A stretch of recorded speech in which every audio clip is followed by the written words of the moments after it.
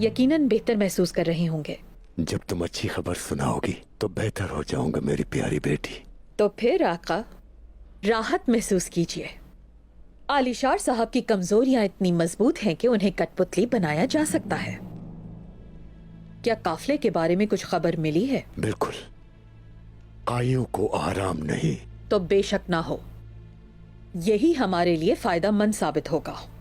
कैसे?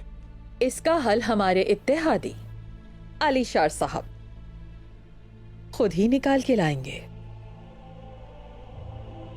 वो आज रात यहां हमारे साथ खाने पर शरीक होने आएंगे, लेकिन कालानोस को शायद ये अच्छा न लगे।